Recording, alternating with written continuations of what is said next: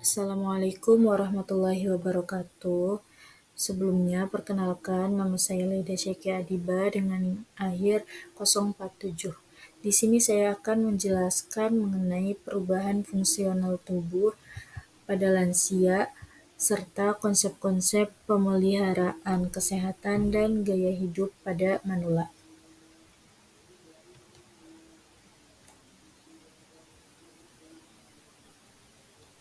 Perubahan fungsional tubuh pada lansia yaitu perubahan fungsional pada lansia adalah proses alami yang terjadi seiring bertambahnya usia. Perubahan ini dapat memengaruhi berbagai sistem dalam tubuh dan dapat bervariasi dari individu ke individu.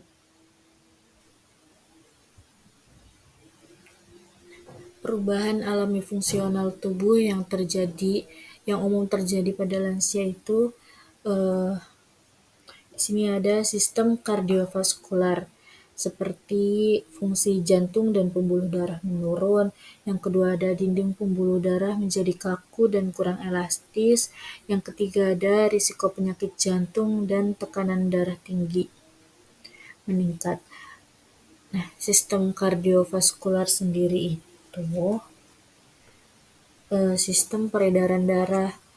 Jadi yang mengarah ke fungsi-fungsi jantung dan pembuluh darah. Berikutnya ada sistem pernapasan. Yang pertama itu elastisitas paru-paru, yang kedua ada kapasitas paru-paru menurun, yang ketiga ada otot-otot pernapasan melemah yang mengakibatkan sesak napas pada lansia.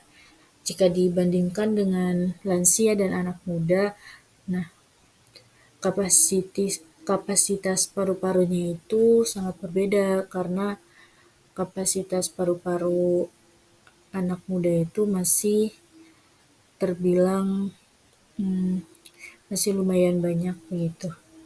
Berikutnya ada sistem pencernaan yang seperti produksi air liur dan asam lambung menurun. Yang kedua ada gerakan usus melambat dan kesulitan menelan dan juga sembelit lebih sering terjadi.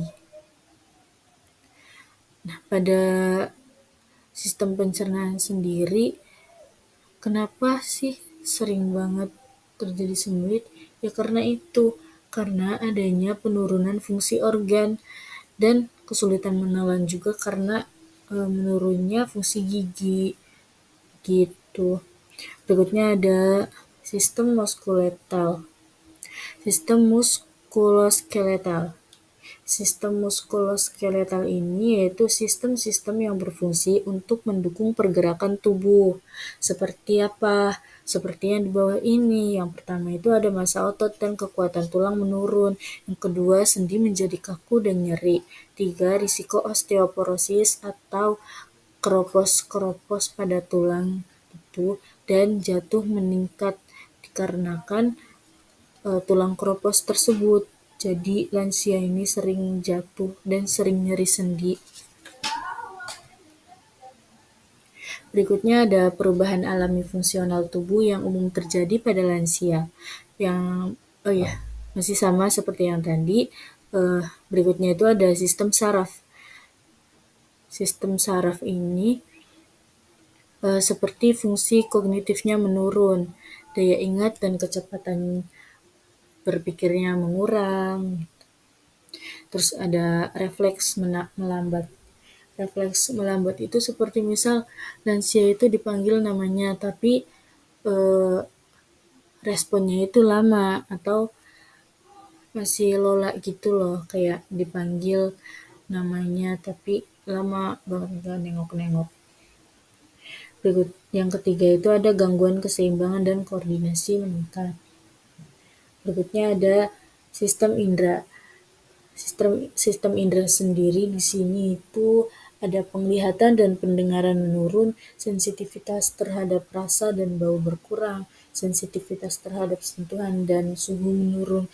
Nah, di sistem indera sendiri sepertinya lansia itu sangat membutuhkan bantuan-bantuan orang-orang di sekitarnya karena sistem inderanya sudah pada menurun gitu. jadi membutuhkan orang-orang yang di sekitar.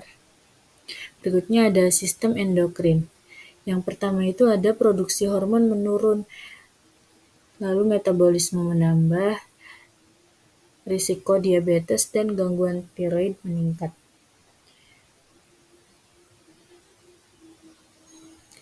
Berikutnya ada sistem kekebalan tubuh.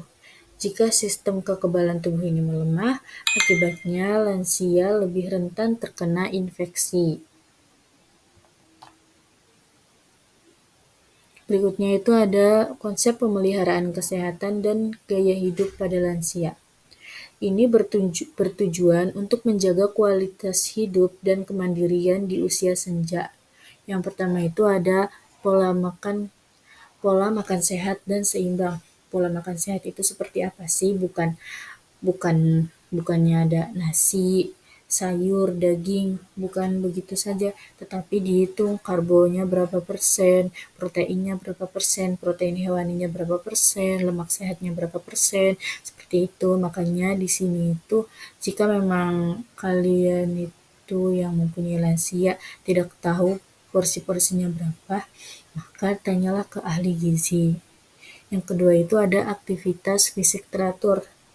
Berilah pekerjaan ringan aja buat lansia ini, kayak jalan-jalan di halaman rumah gitu setiap pagi, atau jalan-jalan ke keliling-keliling komplek gitu setiap pagi. Yang ketiga itu ada pemeriksaan kesehatan rutin. Pada pemeriksaan kesehatan rutin ini nggak harus ada penyakit dulu itu. Jadi pemeriksaan kesehatan rutin tuh penyakitnya belum kelihatan juga, kita harus rutin memeriksakan kesehatan lansia tersebut di rumah sakit. Yang keempat itu ada kesehatan mental dan sosial lingkungan yang aman dan nyaman. Seperti apa? Contohnya seperti misal kalian itu masih tinggal sama lansia-lansia gitu. Nah, janganlah teriak-teriak di sampingnya atau di depannya gitu. Jaga kesehatan mentalnya, sering-sering ajak bermain, sering-sering ajak ngobrol. Lansia itu jangan didiemin aja, karena lansia juga ingin ngobrol. Tuh. Berikutnya yang kelima itu ada istirahat yang cukup. Istirahat yang cukup pada lansia itu waktu tidurnya 7-8 jam. Nah, jadi untuk para lansia itu mungkin dari jam 9 sampai jam 5 atau jam 6 gitu. Berikutnya ada pengelolaan penyakit kronis. Nah, bedanya yang tadi itu kan pemeriksaan kesehatan rutin, nah sekarang itu pengelolaan penyakit kronis baru. Nah, kalau emang lansia itu memiliki penyakit kronis, itu lansianya harus dijaga dan diperiksakan rutin penyakitnya itu ada perkembangan atau enggak, seperti itu. Yang ketujuh itu ada pengembangan diri dan aktivitas yang bermakna. Seperti tadi kan aktivitas yang teratur itu kayak olahraga, jalan pagi gitu. Pengembangan dirinya itu kayak beradaptasi dengan lingkungan di sekitarnya, bertetangga. Gitu. Semisal ada lansia ini yang punya banyak harta warisan, katanya. Aku mah gak mau ngelakuin ini semua, buat apa ada perawat, kan lebih enak dirawat gitu, lebih dilayanin. Tapi tugas perawat di sini itu ini peran perawat dalam menyikapi perubahan fisik pada lansia, yaitu perawat bisa melakukan program promosi kesehatan dan pencegahan penyakit atau tindakan preventif yang fokusnya pada pemeliharaan kesehatan dan mengatasi masalah mereka. Dalam tindakan preventif, perawat bisa melibatkan rutinitas lansia, karena lansia akan merasa lebih nyaman. Perawat mengarahkan tindakan kepada pembentukan kemandirian dan dukungan keluarga untuk merawat diri. Nah, meskipun emang perawat itu akan merawat, tapi nggak melulu akan merawat para lansia ini. Dan juga pasti perawat itu akan menyarankan kepada keluarganya atau si lansia ini untuk menjaga kesehatannya sendiri. Karena kalau udah terlanjur kita sakit karena tidak menjaga pola makan, tidak menjaga kesehatan, itu kita sendiri yang repot. Seperti itu ya. Oke, sekian presentasi dari saya. Terima kasih. Wassalamualaikum warahmatullahi wabarakatuh.